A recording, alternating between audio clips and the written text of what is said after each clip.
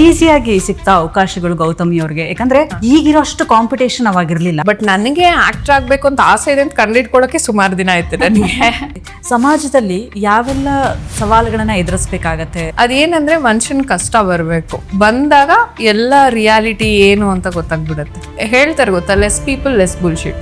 So ಅದನ್ನೆಲ್ಲ ನುಂಗ್ಕೊಂಡು ಬದುಕೋ ತುಂಬಾ ಕಷ್ಟ ಇತ್ತು ನಮ್ಗೆ. ನಿನ್ನ ಅಪ್ಪ ಅಮ್ಮ ದೂರ ಆದ್ರು ಅಂತ ಹೇಳಿದ್ರಿ. ಒಂದ್ ರೀತಿಯಲ್ಲಿ ಅವ್ರ ದೂರ ಆಗಿದ್ದೆ ಒಳ್ಳೇದು. ಕೆಲವು ವಿಷಯ ಹೇಳೋದಕ್ಕೂ ಮುಜುಗರ ಆಗುತ್ತೆ. ಯಾವಾಗ್ಲೂ ಜಗಳ ಗುದ್ದಾಟ ಇದೇ ಆದಾಗ ಒಂಥರ ಸುಸ್ತಾಗ್ಬಿಡುತ್ತೆ. ಓಕೆ, ಇದಾದ್ಮೇಲೆ ಮಗು ಎಷ್ಟು ಬದಲಾಗಿದೆ ಲೈಫು ಅಂತ? ನನಗೆ ತಾಳ್ಮೆ ಅಂದ್ರೆ ಏನು ಅಂತ ಅವಳು ಹೇಳ್ಕೊಟ್ಬಿಟ್ಟಿದ್ದಾಳೆ ಇವಾಗ. ಇವತ್ತುವರೆಗೂ ನಾನು ಏನೇನೆಲ್ಲ ರೋಲ್ಸ್ ಪ್ಲೇ ಮಾಡಿದೀನೋ ಆ ಎಲ್ಲ ರೋಲ್ಸ್ಗಿಂತ ಟಫೆಸ್ಟ್ ಜಾಬ್.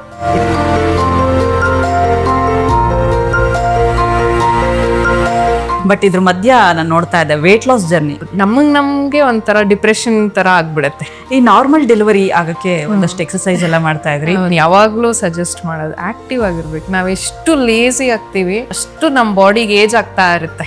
ಮದ್ವೆ ಆಗ್ತೀರಿ, ಅದಾದ್ಮೇಲೆ ಹಿಂಗೆ husband? More than husband and wife, I think we are more better friends. ಮನೇಲಿ ಏನಾದ್ರು ಅಪೋಸಿಷನ್ ಇತ್ತಾ? ಬಿಕಾಸ್ ಇಂಟರ್ ಕ್ಯಾಸ್ಟ್ ಮ್ಯಾರೇಜ್ ಆಗಿರೋದ್ರಿಂದ ಏನಾದ್ರು? ನಮಗೆ ಯಾರೇ ಇರ್ಲಿ ಯಾರೇ ಇರ್ದೇ ಇರ್ಲಿ, we are alone. Hi, hello, ಎಲ್ರಿಗೂ ನಮಸ್ಕಾರ. ನೀವು ನೋಡ್ತಾ ಇದ್ದೀರಾ ಸುಮನ್ ಟಿವಿ ಕನ್ನಡ. ನಾನು ಪೂಜಾ ಶಿವಕುಮಾರ್. ಎಸ್ ವೀಕ್ಷಕರೇ, ನಾನು ಬಂದರೆ ಗೊತ್ತಲ್ಲ, ನನ್ನ ಜೊತೆ ಯಾರಾದರೂ ಒಬ್ಬರು ಸ್ಪೆಷಲ್ ಗೆಸ್ಟ್ ಇದ್ದೇ ಇರ್ತಾರೆ. ಎಸ್, ಇವತ್ತು ಸ್ಪೆಷಲ್ ಗೆಸ್ಟ್ ನನ್ನ ಜೊತೆ ಜಾಯಿನ್ ಆಗಿದ್ದಾರೆ ಅಂತ ಹೇಳ್ಬೋದು. ತುಂಬ ವರ್ಷಗಳಿಂದ ಇವ್ರ ಸೀರಿಯಲ್ ಎಲ್ಲ ನೋಡ್ಕೊತಾ ಬಂದಿದ್ದೀನಿ ನಾನು.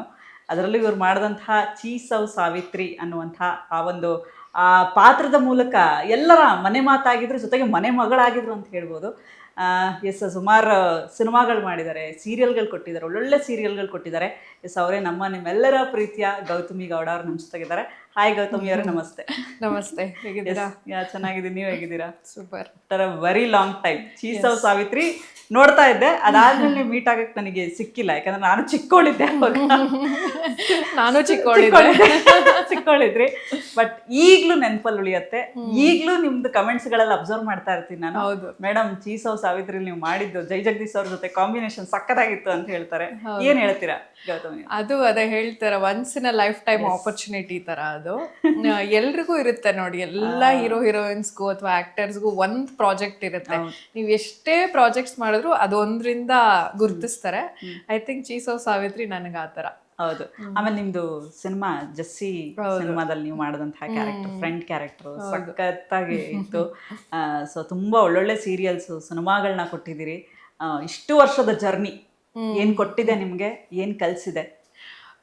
ನನಗೆ ನೋಡಿ, ನಾನು ಆ್ಯಕ್ಟಿಂಗ್ ಶುರು ಮಾಡುವಾಗ ಜಸ್ಟ್ PUC ಇಂದ ಹೊರಗಡೆ, ಇನ್ನು ಜಸ್ಟ್ ಫಸ್ಟ್ PU ಮುಗ್ದಿತ್ತು, ಸೆಕೆಂಡ್ PU ಇರುವಾಗಲೇ ನಾನು ಆ್ಯಕ್ಟಿಂಗ್ ಸ್ಟಾರ್ಟ್ ಮಾಡಿದ್ದು. ನನಗೆ ಸಿನಿಮಾ ಸೀರಿಯಲ್ ಬಿಟ್ಟರೆ ಬೇರೆ ಪ್ರಪಂಚನೇ ಗೊತ್ತಿರಲಿಲ್ಲ. ಯಾಕೆಂದರೆ ನಾನು ಕಾಲೇಜ್ಗೂ ಫುಲ್ ಟೈಮ್ ಹೋಗ್ತಾನೂ ಇರಲಿಲ್ಲ, ಯಾವಾಗಲೂ ಆ್ಯಕ್ಟಿಂಗ್ ಆ ಥರ ಇದೆ. ಸೊ ನನಗೆ ಅಂಟಿಲ್ ಆಲ್ಮೋಸ್ಟ್ 2017ವರೆಗೂ ಆ ಲೈಫ್, ಬೇರೆ ಏನು ಲೈಫ್ ಅನ್ನೋದೇ ಗೊತ್ತಿಲ್ಲ. ಸಿನಿಮಾ ಸೀರಿಯಲ್ಲು ಅದೇ ಪ್ರಪಂಚ. ಈಗ ಸಾಕಷ್ಟು ಬ್ರೇಕ್ ಇದೆ, ಬಟ್ ಏನಂದರೆ ಆಲ್ವೇಸ್ ಅದೇ ಹೋಮ್ ಫೀಲಿಂಗ್ ಅಂತ ಹೇಳ್ತೀವಿ ಗೊತ್ತಾ, ಈಗ ಆ ಥರ ನನಗೆ cinema serial. I think it's ಲೈಫಲ್ಲಿ ಏನು ಹೇಳ್ತೀವಿ, ಅದಕ್ಕೊಂದು ಬೇರೆ ಆಲ್ಟರ್ನೇಟಿವ್ ಅಂತ ಏನು ನೋಡೋಕ್ಕಾಗಲ್ಲ. ಐ ಥಿಂಕ್ ಲೈಫಲ್ಲಿ ಏನಾದರೂ ಹೆಂಗೆ ಸೆಟ್ಲ್ ಆಗಬೇಕು ಅಂತ ಕೇಳ್ತಾರೆ, ಕಾಮನ್ ಕ್ವೆಶನ್ ಅದು. ಸೊ ನನಗೆ ಸಿನಿಮಾ ಸೀರಿಯಲ್ ಆ್ಯಕ್ಟ್ ಮಾಡಬೇಕು, ಕೊನೆವರೆಗೂ ಆ್ಯಕ್ಟ್ ಮಾಡಬೇಕು ಅಷ್ಟೇ. ಹೌದು. ಈಸಿಯಾಗಿ ಸಿಗ್ತಾ ಅವಕಾಶಗಳು ಗೌತಮಿ ಅವ್ರಿಗೆ? ಯಾಕಂದ್ರೆ ಈಗಿರೋಷ್ಟು ಕಾಂಪಿಟೇಷನ್ ಅವಾಗಿರ್ಲಿಲ್ಲ. ಸೊ ಈಸಿಯಾಗಿ ಸಿಗ್ತಾ ಅಥವಾ ಲಕ್ ಮೇಲ್ ಸಿಗ್ತಾ, ಹಿಂಗೆ ಸ್ಟ್ರಗ್ಲಿಂಗ್ಸು ಇದೆನಾ ಹೇಗೆ ಅಂತ ಹೇಳಿ? ತುಂಬ ಈಸಿಯಾಗಿ ಅಂತ ಹೇಳಲ್ಲ, ಯಾಕೆ ನನಗೆ ಆ್ಯಕ್ಟಿಂಗ್ ಮಾಡ್ಬೇಕಂತ ಆಸೆ ಇತ್ತು. ಬಟ್ ನನಗೆ ಆ್ಯಕ್ಟರ್ ಆಗಬೇಕು ಅಂತ ಆಸೆ ಇದೆ ಅಂತ ಕಂಡಿಡ್ಕೊಳಕ್ಕೆ ಸುಮಾರು ದಿನ ಆಯ್ತು ನನಗೆ ಕಾಲೇಜಲ್ಲಿ ಆ್ಯಂಕರಿಂಗಿಗೆ ಅಂತ ಆಡಿಷನ್ಸಿಗೆ ಬಂದಿದ್ರು. ಆಗ ಗೊತ್ತಾಯ್ತು, ಓಕೆ ನನಗೂ ಈ ಥರ ಟ್ಯಾಲೆಂಟ್ ಇದೆ, ನಾನು ಕ್ಯಾಮ್ರಾ ಮುಂದೆ ಮಾತಾಡ್ತೀನಿ, ಐ ಆಮ್ ನಾಟ್ ಕ್ಯಾಮ್ರಾ ಶೈ ಅಂತ. ಸೊ ಆಗ ಒಂದು ಆಡಿಷನ್ ಕೊಟ್ಟು ನಾನು ಅಲ್ಲಿ ಪಾಸ್ ಆದೆ. ಅದು ನಡೀತು ಸುಮಾರು ದಿನ. ಬಟ್ ಅದಾದಮೇಲೆ ನನಗೆ ಆ್ಯಕ್ಟ್ ಮಾಡಬೇಕು ಅಂತ ಆಸೆ ಆಯಿತು, ಫೋಟೋಶೂಟ್ಸ್ ಮಾಡಿಸ್ದೆ. ಆಗ ಹೇಗಿತ್ತು ಅಂದರೆ, ಈಗಿನ ಥರ ವಾಟ್ಸಾಪಲ್ಲಿ ಫೋಟೋಸ್ ಕಳಿಸೋದು ಅದೆಲ್ಲ ಏನಿರಲಿಲ್ಲ. ಲಿಟ್ರಲಿ ಫೋಟೋಸ್ ತಗೊಂಡು ಹೋಗಿ ಪ್ರೊಡಕ್ಷನ್ ಹೌಸ್ ಕೊಡಬೇಕಿತ್ತು, ಮ್ಯಾನೇಜರ್ಸ್ನ ಹುಡುಕ್ಬೇಕಿತ್ತು, ಮತ್ತು ಅವರೆಲ್ಲೋ ಇರ್ತಾರೆ, ನಾವೆಲ್ಲೋ ಇರ್ತೀವಿ. ಫಸ್ಟ್ ಬೃಂದಾವನ ಅಂತ ಒಂದು ಸೀರಿಯಲ್ಗೆ ಹೀರೋಯಿನ್ ಫ್ರೆಂಡ್ ರೋಲ್ಗೆ ಕರೆದ್ರು ನನ್ನ. ಓಕೆ. ಅಲ್ಲಿಗೆ ಹೋಗಿ ಇಡೀ ದಿನ ಬೆಳಗ್ಗೆ 7-7:30 ಹೋಗಿರೋದು, ರಾತ್ರಿ 9 ಗಂಟೆವರೆಗೂ ಶಾರ್ಟ್ ಇಲ್ಲ. ಆಮೇಲೆ ಶಾರ್ಟ್ ಬಂದ್ರೆ ಒಂದು ಡೈಲಾಗ್ ಇಲ್ಲ, ಸುಮ್ಮನೆ ಅವ್ರ ಜೊತೆಲಿ ಹಿಂಗ್ ಬರೋದು ಹಂಗ ಹೋಗೋದು. ಆಮೇಲೆ ಏನೋ ಸಣ್ಣದೊಂದು ಮಾತಿತ್ತು, ಅದನ್ನ ಹೇಳಿದ್ಮೇಲೆ ರಾಜೇಂದ್ರ ಬಾಬು ಅಂತ ಡೈರೆಕ್ಟ್ರು, ಅವರು ಇಷ್ಟ ಆಯ್ತು ಅವ್ರಿಗೆ ನಾನು ಹೇಳಿದ್ದು, ಕಾನ್ಫಿಡೆಂಟ್ ಆಗಿ ಹೇಳಿದ್ದು. ಚಿಕ್ಕ ಡೈಲಾಗ್ ಆದ್ರೂ ನೀನು ಕಾನ್ಫಿಡೆಂಟ್ ಆಗಿ ಹೇಳಿದೆ, ಮತ್ತೆ ಬಾ ಅಂತ ಹೇಳಿ ಆ ರೋಲ್ನ ಎಕ್ಸ್ಟೆಂಡ್ ಮಾಡಿದ್ರು. So that's the first time ನಾನೊಂದು ಸೀರಿಯಲ್ಗೆ ಆ್ಯಕ್ಟ್ ಮಾಡಿದ್ದು. ಅದಾದಮೇಲೆ ಏನು ಇಮಿಡಿಯೇಟ್ ಆಗಿ ನಂಗೇನು ಚೀಸವ್ ಸಾವಿತ್ರಿ ಸಿಕ್ಕಲಿಲ್ಲ. ಅದಕ್ಕೆ ಮುಂಚೆ ಎಲ್ಲರಂತಲ್ಲ ನಮ್ಮ ರಾಜಿ ಅಂತ ಒಂದು ಸೀರಿಯಲ್, ಜೆಸ್ಸಿ ಜೆಸ್ಸ ಕೊಯ್ನೆ ಅಂತ ಹಿಂದಿ ಸೀರಿಯಲ್, ಅದು ಅದ್ರದ್ದು ರೀಮೇಕ್ ಮಾಡ್ತಿದ್ರು. ಅದರಲ್ಲೂ ಇಬ್ಬರು ಹೀರೋಯಿನ್ಸ್ ಇರ್ತಾರೆ, ಆ ಎರಡನೇ ಹೀರೋಯಿನ್ ಫ್ರೆಂಡ್ ರೋಲು ಅದು ಬಂತು. ಅದ್ರಲ್ಲಿ ತುಂಬ ಮಾತುಕತೆ ಇರ್ತಾ ಇತ್ತಲ್ಲ, ಆದರೆ ತುಂಬ ಚೆನ್ನಾಗಿತ್ತು ರೋಲ್ ಅದು. ಅದು ಮಾಡೋವಾಗ ಹಾಗೆ ಮ್ಯಾನೇಜರ್ಸ್ಗೆ ಫೋಟೋಸ್ ಕೊಡ್ತಾ ಇದ್ದೆ, ಅಲ್ಲಿ ಮೀಟ್ ಆಗೋ ಆರ್ಟಿಸ್ಟ್ಗಳಿಗೆ ಹೇಳ್ತಿದ್ದೆ ನಾನು ಮಾಡಬೇಕು ಮತ್ತೆ ಇನ್ನೂ ಒಳ್ಳೊಳ್ಳೆ ಸೀರಿಯಲ್ಸ್ ಅಂತ. ಇನ್ನೊಂದು ಏನಂದರೆ, ನಾವು ಔಟ್ಸ್ಪೋಕನ್ ಆಗಿರಬೇಕು. ಈಗೇನು ನೆಟ್ವರ್ಕಿಂಗ್ ಅಂತೆಲ್ಲ ಏನು ಹೇಳ್ತಾರೆ, ಅದು ಆಗ ವರ್ಡ್ ಆಫ್ ಮೌತ್.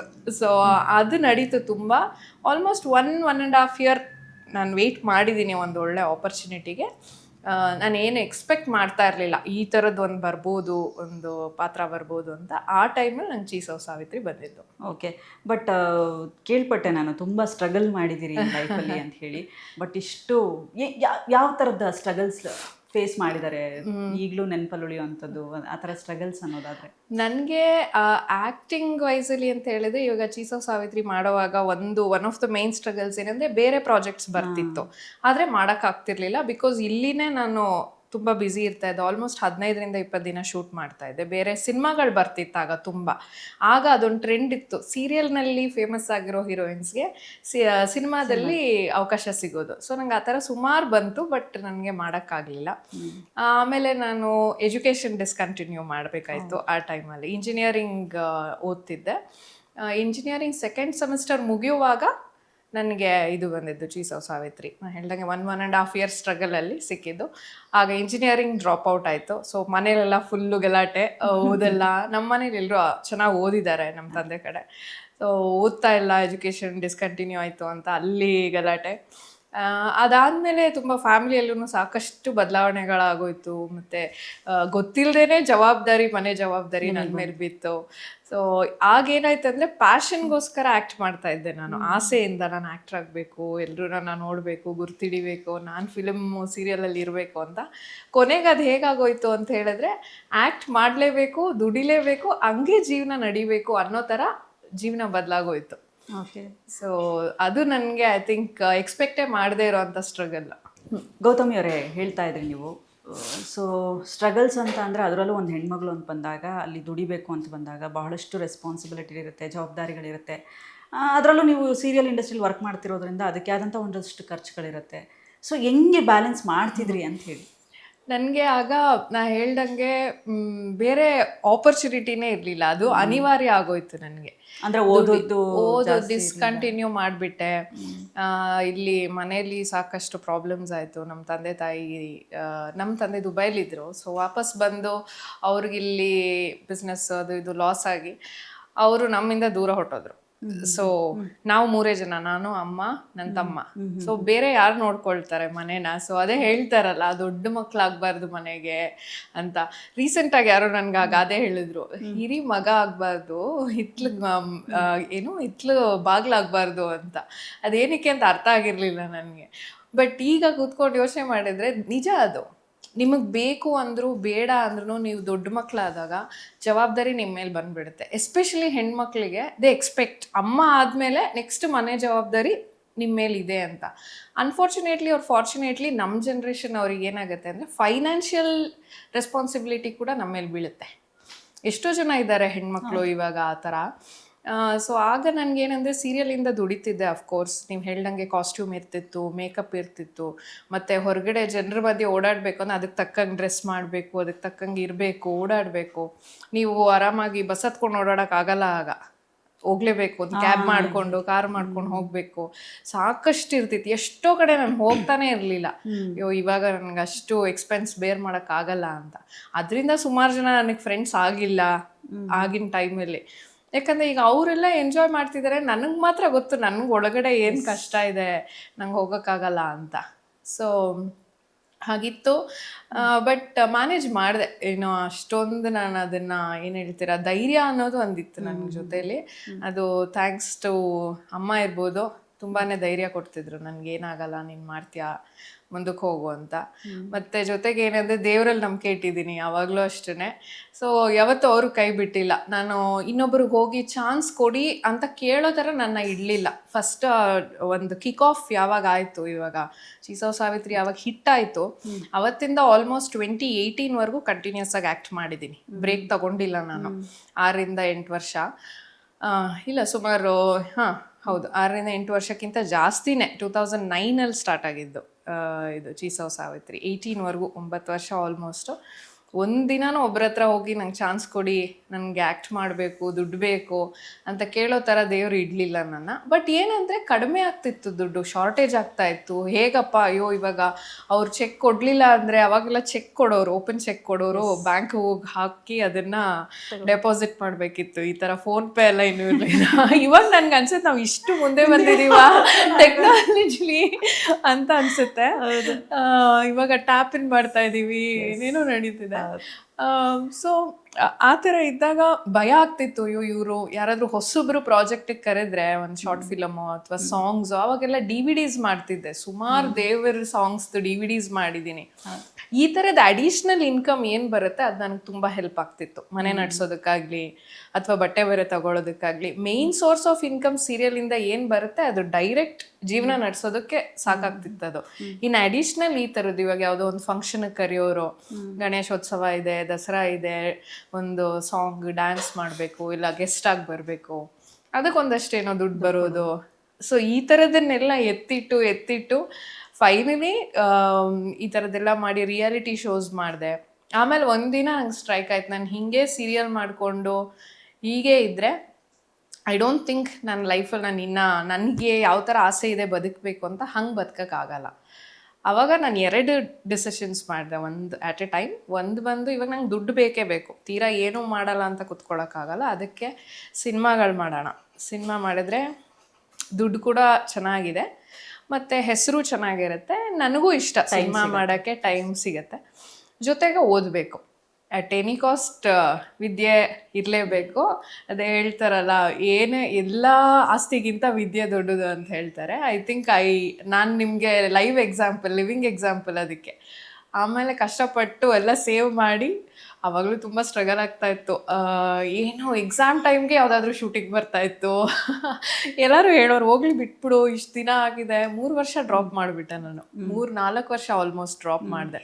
ನಂಗೆ ಸುಮಾರು ಜನ ಏನು ಹೇಳಿದ್ರು ಅಂದರೆ, ನೀನು ಇವಾಗ ಹೋಗಿ ಅಡ್ಮಿಷನ್ ಮಾಡಿಸಿದ್ರೆ ನಿಂಗಿಂತ ಚಿಕ್ಕವ್ರ ಜೊತೆಲೆಲ್ಲ ಹೋಗಿ ಓದಬೇಕು, ಎಲ್ಲ ನೀನು ಆಡ್ಕೊಳ್ತಾರೆ, ಆಮೇಲೆ ನಿನ್ಗೆ ಇವಾಗ ಯಾರು ಸೀಟ್ ಕೊಡ್ತಾರೆ, ಯಾರು ಅಡ್ಮಿಷನ್ಸ್ ಕೊಡ್ತಾರೆ ಅಂತೆಲ್ಲ ಹೇಳ್ದವ್ರಿದ್ದಾರೆ. ಬಟ್ ನಾನೇನು ಕೇಳಿಸ್ಕೊಂಡಿಲ್ಲ. ನನಗೆ ಬೇಕಾಗಿದ್ದಿದ್ದು ಇಷ್ಟ, ನಾನು ಗ್ರ್ಯಾಜುಯೇಟ್ ಆಗಬೇಕು and second source of income ಅಂತ ಮಾತ್ರ ಇದಿರಲಿ, ನನಗೆ ಮೇಯ್ನ್ ಬಂದು ಎಜುಕೇಷನ್ ಅಂತ. So I completed. ಬಿಗ್ ಬಾಸಿಂದ ಬಂದಾದ್ಮೇಲೆ ನಾನು ಇಂಜಿನಿಯರಿಂಗ್ ಕಂಪ್ಲೀಟ್ ಮಾಡಿದ್ದು. ಸೊ ಬಟ್ ತುಂಬಾ ಕಷ್ಟಪಟ್ಟು, ಅಂದ್ರೆ ಅದೇ ದುಡ್ಡಲ್ಲೇ ನೀವು ಓದ್ಬೇಕಿತ್ತ? ನೀವೇನು ಅರ್ನ್ ಮಾಡ್ತೀರಾ ಅದರಿಂದಲೇ ನೀವು ಜೊತೆಗೆ ಮನೆನೂ ನೋಡ್ಕೋಬೇಕು, ಈ ಕಡೆ ಎಜುಕೇಶನ್ ಯಾರು ಹೆಲ್ಪ್ ಮಾಡೋ ತರ ಯಾರು ಇರ್ಲಿಲ್ಲ. ಯಾಕಂದ್ರೆ ನಮ್ದು ನ್ಯೂಕ್ಲಿಯರ್ ಫ್ಯಾಮಿಲಿ. ನಮ್ಮ ಅಪ್ಪ ಅಮ್ಮ ತುಂಬಾ ವರ್ಷದ ಹಿಂದೆನೆ ಆಚೆಗೆ ಬಂದಿದ್ರು. ಅಜ್ಜಿ ತಾತನ ಕಡೆಯಿಂದಾಗ್ಲಿ ಏನೋ ಸಪೋರ್ಟ್ ಇರಲಿಲ್ಲ. ಈಗ ದುಡಿತಿರೋದೇ ನಾನು, ಮನೆ ನಡೆಸ್ತಿರೋದೇ ನಾನು ಅಂತ ಹೇಳಿದ್ಮೇಲೆ ಮತ್ತಿನ್ಯಾರು ನಮಗೆ ಸಪೋರ್ಟ್ ಮಾಡ್ತಾರೆ?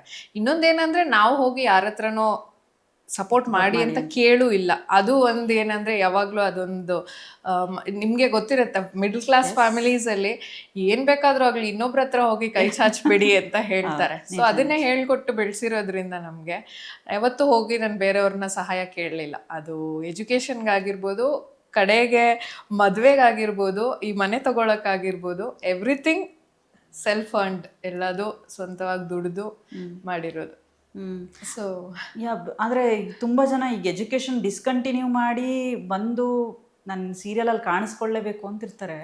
ಹೆಂಗೆ ಮುಂದೆ ಲೈಫ್ ಫ್ಯೂಚರ್ ಇದೆ ಇಲ್ಲ ಅದಂತೂ ನಾನು ಸುಮಾರು ಜನ ಹುಡುಗಿರಿಗೆ ಹೇಳಿದ್ದೀನಿ. ನನಗೆ ಎಷ್ಟೋ ಜನ ಈಗ ನಮ್ಮ ಫ್ಯಾಮಿಲಿ ಫ್ರೆಂಡ್ಸ್ ಆಗಿರ್ಬೋದು, ಫ್ರೆಂಡ್ಸ್ ರಿಲೇಟಿವ್ಸ್ ಆಗಿರ್ಬೋದು, ಆ ಥರದವರೆಲ್ಲ ಸುಮಾರು ಜನ ಬಂದು ಕೇಳ್ತಾರೆ. ಆಗೆಲ್ಲ ಏನು ಹೇಳೋರು ಅಂದರೆ, ಇವನು ಓದಲ್ಲ ಮಾಡಲ್ಲ ಏನು ಮಾಡಲ್ಲ ಕರ್ಕೊಂಡೋಗ್ಬಿಡಿ ಸೀರಿಯಲ್ಗೆ ಅಂತ ಹೇಳೋರು. ಬಟ್ ಏನಂದ್ರೆ ಆ್ಯಕ್ಟ್ ಮಾಡೋದಕ್ಕೆ ಎಲ್ಲರಿಗಿಂತ ಜಾಸ್ತಿ ಇಂಟೆಲಿಜೆಂಟ್ ಆಗಿರಬೇಕು. ಅವ್ರು ಹೇಳ್ಕೊಡೋ ಒಂದು ಡೈಲಾಗ್ ಕಲಿಯೋಕೆ ಗೊತ್ತಿರಬೇಕು, ಮತ್ತು ಅವರು ಯಾವ ಪಾತ್ರ ಹೇಳ್ತಿದ್ದಾರೆ ಆ ಪಾತ್ರದ ಬಗ್ಗೆ ತಿಳ್ಕೊಳ್ಳೋ ಅಷ್ಟು ಜ್ಞಾನ ಇರಬೇಕು. ನಮಗೆ ಭಾಷೆ ಗೊತ್ತಿರಬೇಕು ಎಲ್ಲಕ್ಕಿಂತ ಮುಖ್ಯವಾಗಿ. ನೀವು ಹೆಂಗಂದ್ರೆ ಹಂಗೆ ಮಾತಾಡಿದ್ರೆ ಸ್ಕ್ರೀನಲ್ಲಿ ಬಂದು ಚೆನ್ನಾಗಿ ಕಾಣಿಸಲ್ಲ ನಾವು. ಮತ್ತು ಯಾಕಂದರೆ ಎಷ್ಟು ಜನದ ಮುಂದೆ ಪ್ರೆಸೆಂಟ್ ಮಾಡ್ತಾ ಇದ್ದೀವಿ ಒಂದು ರೋಲ್ನ. ಸೊ ಅದು ಒಂದು. ಇನ್ನೊಂದೇನೆಂದರೆ ಎಜುಕೇಷನ್ನ ಡಿಸ್ಕಂಟಿನ್ಯೂ ಮಾಡಿ ಇದನ್ನು ಮಾಡೋದು ನಾನು ಅದನ್ನು ಸಪೋರ್ಟ್ ಮಾಡಲ್ಲ. ಅದು ಏನೇ ಆಗಿರಲಿ, ಆ್ಯಕ್ಟಿಂಗ್ ಆಗಿರಲಿ, ಸ್ಪೋರ್ಟ್ಸ್ ಆಗಿರಲಿ, ಬೇರೆ ಏನೇ ಪ್ಯಾಷನ್ ಆಗಿರಲಿ, ಓದಿ ವಿದ್ಯೆ ಬೇಕೇ ಬೇಕು, ಎಜುಕೇಷನ್ ಬೇಕೇ ಬೇಕು. ಬೇರ್ ಮಿನಿಮಮ್ ಒಂದು ಗ್ರ್ಯಾಜುಯೇಷನ್ ಬೇಕು. ಅದ್ರ ಜೊತೆಲಿ ಏನು ಬೇಕಾದರೂ ಮಾಡಿ, ಟೈಮ್ ಇದೆ ನಮಗೆ ಸಿಗುತ್ತೆ. ಮ್ಯಾಕ್ಸಿಮಮ್ ಏನು 5 to 6 hours ಇರುತ್ತೆ ಕ್ಲಾಸಸ್. ಮಿಕ್ಕಿದಲ್ಲಿ ಟೈಮಲ್ಲಿ ಮಾಡ್ಬೋದು. ಏನಂದ್ರೆ ಇವಾಗ ಸ್ಕೂಲ್ಗೆ ಹೋಗಿ ಬರೋದೇ ಕಷ್ಟ ಆಗೋಗಿದೆ ಮಕ್ಕಳಿಗೆ. ಸೊ ಬಟ್ ನಮ್ಗೆ ಹಂಗಿರ್ಲಿಲ್ಲ. ನಾನು ನಾಗರಬಾವಿಯಿಂದ ನನ್ನ ಕಾಲೇಜ್ ಇದ್ದಿದ್ದಿಲ್ಲಿ ಬೈಯಪ್ಪನಹಳ್ಳಿ ಹತ್ರ ಇದ್ದಿದ್ದು ಕಾಲೇಜು. ಅಷ್ಟು ದೂರ ಓಡಾಡ್ತಿದ್ದೆ ನಾನು. That was A different struggle. ಇನ್ನು ಅಪ್ಪ ಅಮ್ಮ ದೂರ ಆದರು ಅಂತ ಹೇಳಿದ್ರಿ. ಸಮಾಜದಲ್ಲಿ ಯಾವೆಲ್ಲ ಸವಾಲುಗಳನ್ನ ಎದುರಿಸ್ಬೇಕಾಗತ್ತೆ ಮನೆಯಲ್ಲಿ, ರಿಲೇಷನ್ಸಲ್ಲಿ? ಕೆಲವೊಂದು ನಾನು ನೋಡಿದ್ದೀನಿ, ಸೊ ಹಾಗಾಗಿ ನಾನು ನಿಮಗೆ ಕೇಳ್ತಾ ಇದ್ದೀನಿ. ಏನಂದರೆ ಇವತ್ತು ಈಗ ಸದ್ಯಕ್ಕೆ ಹೇಳೋದಂದ್ರೆ, ಇವತ್ತು ದೇವ್ರು ಚೆನ್ನಾಗಿಟ್ಟಿದ್ದಾನೆ. ಇವತ್ತು ಎಲ್ಲರೂ ನಗ್ನಗ್ತಾ ಮಾತಾಡ್ಸ್ತಾರೆ, ಬನ್ನಿ ನಮ್ಮ ಮನೆಗೆ ಅಂತಾರೆ. ಬಟ್ ಅವತ್ತು ನಮ್ಗೆ ಹುಷಾರಿರಲಿ, ನಮಗೆ ಮಂತ್ಲಿ ನಾವು ಏನು ತಿಂತಾ ಇದ್ದೀವಿ, ತಿಂತಾ ಇಲ್ಲ, ಯಾವುದನ್ನು ಕೇಳೋಕ್ಕೆ ಯಾರೂ ಇರಲಿಲ್ಲ. ಒಂದು 4-5 ಜನ ಇದ್ದಾರೆ, ಅದು ರಿಲೇಟಿವ್ಸ್ ಆಗ್ಬೋದು, ಫ್ರೆಂಡ್ಸ್ ಇರ್ಬೋದು, ಅವತ್ತಿಂದ ಇವತ್ತವರೆಗೂ ಕಾನ್ಸ್ಟೆಂಟಾಗಿ ನಮ್ಮ ಜೊತೆಲಿ ಚೆನ್ನಾಗಿದ್ದಾರೆ. ಬಟ್ ಸುಮಾರು ಜನ ಏನಾಗುತ್ತೆ ಅಂತ ಹೇಳಿದ್ರೆ, ಈಗ ಅವ್ರನ್ನ ಕರೆಯೋದು ಬೇಡ, ಅವ್ರನ್ನ ಕರೆದ್ರೆ ಸುಮ್ಮನೆ ತಲೆನೋವು ಅನ್ನೋ ಥರ ನಮ್ಮನ್ನು ದೂರ ಇಟ್ಟಿರೋರು ಇದ್ದಾರೆ. ಸುಮಾರು ಫ್ಯಾಮಿಲೀಸಿಂದ ನಾವು ದೂರ ಆಗಿದ್ದೀವಿ. ಒಳ್ಳೆಯದು, ಆ್ಯಕ್ಚುಲಿ ನನಗಿವತ್ತು ತುಂಬ ಒಳ್ಳೇದು ಅನಿಸುತ್ತೆ ಅದೆಲ್ಲ. ಯಾಕೆಂದರೆ ಅವರು ಎಲ್ಲೋ ಫಂಕ್ಷನಲ್ಲಿ ಸಿಕ್ಕಾಗ ಚೆನ್ನಾಗಿದ್ದೀರಾ, ಹಾಯ್ ಹಲೋ ಅಂತಾರೆ, ನಾವು ಹಾಯ್ ಹಲೋ ಅಂತೀವಿ. ಅದೇನೆಂದರೆ ಮನುಷ್ಯನ ಕಷ್ಟ ಬರಬೇಕು, ಬಂದಾಗ ಎಲ್ಲ ರಿಯಾಲಿಟಿ ಏನು ಅಂತ ಗೊತ್ತಾಗ್ಬಿಡುತ್ತೆ. ನನಗೂ ಅದು ಗೊತ್ತಾಯಿತು. ಆ್ಯಂಡ್ ಐ ಥಿಂಕ್ ಹೇಳ್ತಾರೆ ಗೊತ್ತಾ, ಲೆಸ್ ಪೀಪಲ್ ಲೆಸ್ ಬುಲ್ಶಿಟ್ ಅಷ್ಟೇ. ನನಗಿವಾಗ ಹಾಗೆ ಅನಿಸಿದೆ. ಕಡಿಮೆನೇ ಜನ ಇರಲಿ, ಆದರೆ ನಿಯತ್ತಾಗಿರೋರು, ನಮಗೆ ನಿಜವಾಗ್ಲೂ ಒಳ್ಳೇದನ್ನು ಬಯಸೋರು ನಮ್ಮ ಜೊತೇಲಿದ್ರೆ ಸಾಕು. ತುಂಬ ಆಗಿದೆ ಆ ಥರ. ಈಗ ಎಲ್ಲೋ ಸಿಕ್ಕಿದ್ರೆ ಮಾತಾಡಿಸ್ದಲೇ ಹೋಗಿರೋರು ಇದ್ದಾರೆ. ಮತ್ತು ಯಾರು ಇನ್ನೊಂದು ಏನಂದರೆ, ಸೊಸೈಟಿಲಿ ಅದೊಂದು ಆಲ್ರೆಡಿ ಅವ್ರ ತಲೆಯಲ್ಲಿರುತ್ತೆ. ಇತ್ತೀಚೆಗೂ ನಾನು ಕೇಳಿದ್ದೀನಿ ಎಷ್ಟೋ ಜನರ ಬಾಯಲ್ಲಿ, ಈಗ ನಮ್ಮ ಅಪ್ಪ ಅಮ್ಮ ದೂರ ಆದರು, ಅಥವಾ ಈಗ ಎಷ್ಟೋ ಜನ ಹೆಣ್ಮಕ್ಳು ಹೇಳ್ತಾರೆ ನಾನೇ ದೂರ ಆಗಿದ್ದೀನಿ ಅಂತ ಯಾರು ಹೇಳಿದ್ರೆ, ಅವರು ಏನಾಯಿತು ಏನು ಅಂತ ಕೇಳೋದೇ ಇಲ್ಲ. ಏನಕ್ಕೆ ನೀನು ಯಾಕೆ ಅಡ್ಜಸ್ಟ್ ಮಾಡ್ಕೊಳ್ಳಿಲ್ಲ, ನಮ್ಮ ತಾಯಿ ಅಡ್ಜಸ್ಟ್ ಮಾಡ್ಕೊಳ್ಬೇಕಿತ್ತು ಅನ್ನೋದೇ ಸುಮಾರು ಜನ ಹೇಳೋರು. ನನಗೂ ಹೇಳೋರು ಅದನ್ನೇ ಎಷ್ಟೋ ಸಲ. ಸೊ ಅದನ್ನೆಲ್ಲ ನುಂಗ್ಕೊಂಡು ಬದುಕೋದು ತುಂಬ ಕಷ್ಟ ಇತ್ತು ನಮಗೆ. ಅದು ಆಲ್ಮೋಸ್ಟ್ ನನ್ನ ಮದುವೆ ಆಗಿ ಇನ್ನೂ 2-3 ವರ್ಷ ಆಗೋವರೆಗೂ ಆ ಮಾತುಗಳು ಕೇಳ್ತಾನೆ ಇದ್ವಿ ನಾವು. ಬಟ್ ಏನಂದರೆ ನಮಗೆ ಗೊತ್ತಿತ್ತು ನಮ್ಮ ಸ್ಟ್ರಗಲ್ ಏನು ಅಂತ. ಅದನ್ನೆಲ್ಲ ಅನುಭವಿಸಿ ಮತ್ತೆ ವಾಪಸ್ ಅದೇ ಹಳ್ಳಕ್ಕೆ ಹೋಗಿ ಬೀಳೋದಕ್ಕೆ ನಾನು ರೆಡಿ ಇರಲಿಲ್ಲ. ಐ ಥಿಂಕ್ ನಮ್ಮ ತಾಯಿನೂ ರೆಡಿ ಇರಲಿಲ್ಲ. ಎಲ್ಲ ಆಗಿದ್ದೆಲ್ಲ ಒಳ್ಳೇದಕ್ಕೆ ಅಂತಾನೆ ಅನ್ಕೊಂಡಿದ್ದೀನಿ ನಾನು. ಒಂದು ರೀತಿಯಲ್ಲಿ ಅವ್ರು ದೂರ ಆಗಿದ್ದೆ ಒಳ್ಳೇದು. ಹತ್ರ ಇದ್ದಿದ್ರೆ ಐ ಡೋಂಟ್ ಥಿಂಕ್ ಇಷ್ಟು ದಿನದವರೆಗೂ ನಾವು ಬದುಕ್ತಾನೆ ಇರಲಿಲ್ಲ ಅನ್ಸುತ್ತೆ. ಯಾಕಂದರೆ ಅಷ್ಟು ಜಿಗುಪ್ಸೆ ಬಂದ್ಬಿಟ್ಟಿತ್ತು ಜೀವನದ ಮೇಲೆ ನಮಗೆ. ಆ ಥರ ಆಗೋದ್ರ ಬದಲು ಇದೇ ಬೆಟರ್ ಅಂತ ಅನ್ನಿಸ್ಬಿಡ್ತು. ಏಕೆ ಅಂಥದ್ದು ನಿಮಗೇನು ಮಾಡಿದ್ರು ಅಂದರೆ ಏನಾಗುತ್ತೆ, ನಾನು ಅದೇ ಹೇಳಿದ್ನಲ್ಲ, ಈಗ ಅವ್ರ ಇಂಟ್ರೆಸ್ಟ್, ಮ್ಯಾಟ್ರ್ ಆಫ್ ಇಂಟ್ರೆಸ್ಟ್ ಬೇರೆ ಇರುತ್ತೆ ಜೀವನದಲ್ಲಿ. ನಾವೀಗ ಫ್ಯಾಮಿಲಿ ಓರಿಯೆಂಟೆಡ್ ಆಗಿರಬೇಕು ಅಂತ ಇಷ್ಟಪಡ್ತೀವಿ. ಆ ಥರ ಇದ್ದಾಗ ಮನೇಲಿ ಕಾನ್ಸ್ಟೆಂಟಾಗಿ ಜಗಳ ಆಗೋದು, ಮತ್ತು ದುಡಿದಲೇ ಇರೋದು, ಅದೆಲ್ಲ ಇದ್ದಾಗ ಮತ್ತು ನನಗೆ ಕೆಲವು ವಿಷಯ ಹೇಳೋದಕ್ಕೂ ಮುಜುಗರ ಆಗುತ್ತೆ.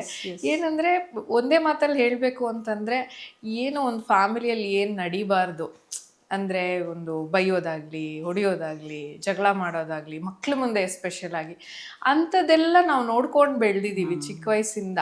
ಸೊ ಅದು ಒಂದು ಪಾಯಿಂಟಲ್ಲಿ ಏನಾಗ್ಬಿಡುತ್ತೆ, ಸಾಕಪ್ಪ ಅಂತ ಅನಿಸ್ಬಿಡುತ್ತೆ. ನಮಗಾಗಿದ್ದು ಅದೇನೆ, ಬೇರೆ ಇನ್ನೇನೂ ಇಲ್ಲ. ಏನಂದರೆ ಈಗ ನಮ್ಮ ತಂದೆ ತಾಯಿ ಅಂತ ನೆನಪಿಸ್ಕೊಂಡ್ರೆ ಅವ್ರು ಖುಷಿಯಾಗಿರೋ ಮೂಮೆಂಟ್ಸ್ ನೆನಪಾಗಬೇಕು. ಯಾವಾಗಲೂ ಜಗಳ ಗುದ್ದಾಟ ಇದೇ ಆದಾಗ ಒಂಥರ ಸುಸ್ತಾಗ್ಬಿಡುತ್ತೆ. ಇವಾಗ even I am a parent today, ಇವತ್ತು ನನಗೂ ಮಗಳಿದ್ದಾಳೆ. ಸೊ ನಾವು ತಂದೆ ತಾಯಿ ಇವತ್ತು ಅದನ್ನೇ ನಾವು ಯೋಚನೆ ಮಾಡ್ತೀವಿ, ನಮ್ಮ ಚೈಲ್ಡ್ಹುಡ್ಡಲ್ಲಿ ಇದ್ದ ಮೆಮೊರೀಸು ನಮ್ಮ ಮಕ್ಳಿಗೆ ಯಾವತ್ತೂ ಹೋಗಬಾರ್ದು ಅಂತ. ಸೊ ಐ ಥಿಂಕ್ ಆ ಸ್ಟೀರಿಯೋ ಟೈಪ್ನ ಬ್ರೇಕ್ ಮಾಡೋದಕ್ಕೇ ಅದೆಲ್ಲ ಆಯಿತು ಅಂತ ಅನಿಸುತ್ತೆ ನಮ್ಮ ಜೀವನದಲ್ಲಿ. ಓಕೆ.